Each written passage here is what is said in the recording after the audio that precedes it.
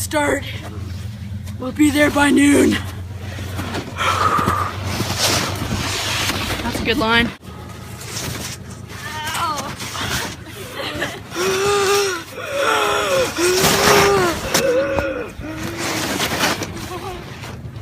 It's deep. Push on. We'll make it.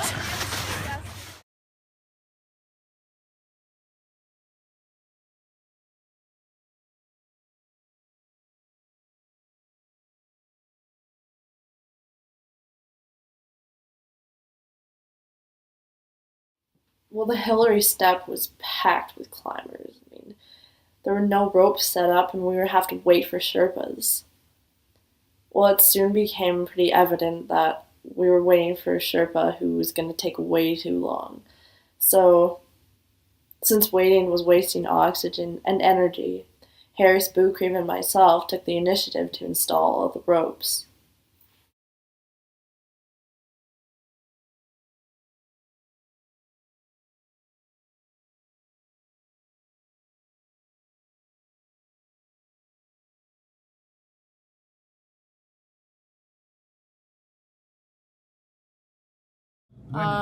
The total overall morale of being on top of the mountain was kind of like, yeah, we made it, it's cool, but now we gotta go back down. It's kind of like thinking, we're halfway there, but it's not all down from here, all downhill.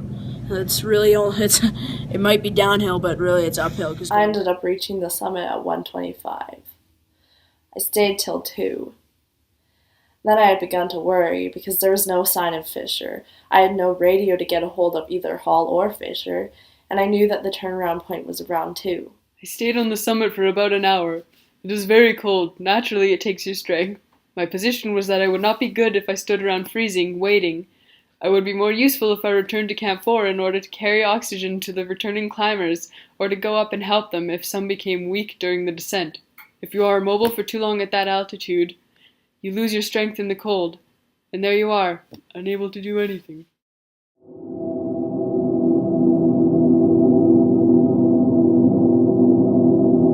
With my eyesight. Let's see your eyes. Do you see anything? Yeah, it's pretty blurry. Pretty blurry? Black and whites? Not yet, but yeah, it's getting pretty tough. I just think my lack of preparation made it not a great experience. And being up there, like not making it to the summit, I didn't even know what was going on. I was unconscious half the time. Yeah. Everybody thought I was dead. So I started my descent with Isuko Namba and Sandy Pittman, and also accompanied by Mike Groom. On our way down, we ran into Beck Weathers, who seemed to be pretty distraught. I now know that he was blind, so we allowed him to accompany us.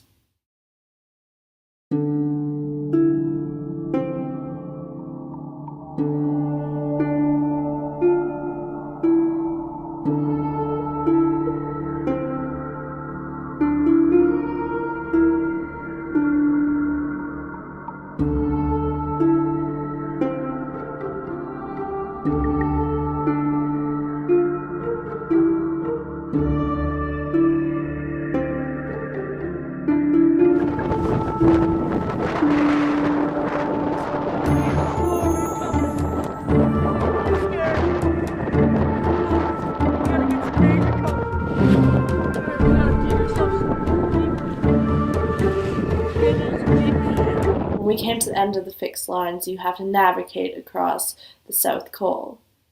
Just this big, broad, open area. But when there's winds of 60 or 70 miles an hour, it's very cold and you can't even communicate.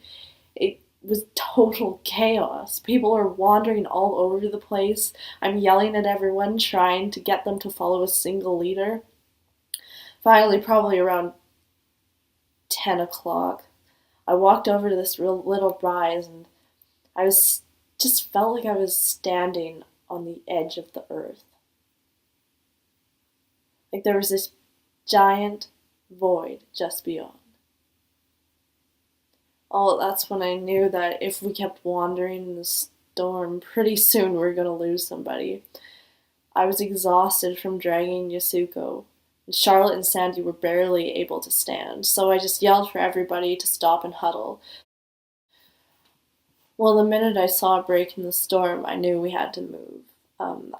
I looked over at Shunin, and he was pretty sure he knew the way to the tents, so... Well, that's when I tried to coax everyone up. But, I don't know, just most of the clients really needed assistance, and I could not provide that. I barely had the strength.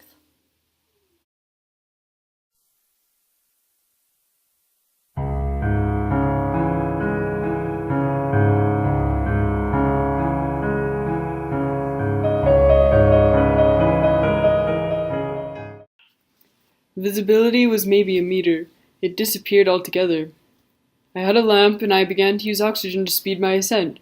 I was carrying 3 bottles. I tried to go faster, but visibility was gone. It was like being without eyes, without being able to see. It was impossible to see. It is very dangerous because one can fall into a crevasse, one can fall toward the southern side of Lhotse, 3,000 meters straight down. I tried to go up. It was dark. I could not find the fixed line. I credit 2 people with saving my life. Tim Madsen for being there after everyone had made the dash back to camp, and forcing me to stay positive and alert until Anatoly finally found us. And then, of course, Anatoly, who was in real life the kind of person that superheroes in the movies pretended to be. I remember his big hands reaching down to take mine, and how he kept my wobbly legs stable until I got back to the safety of the tent.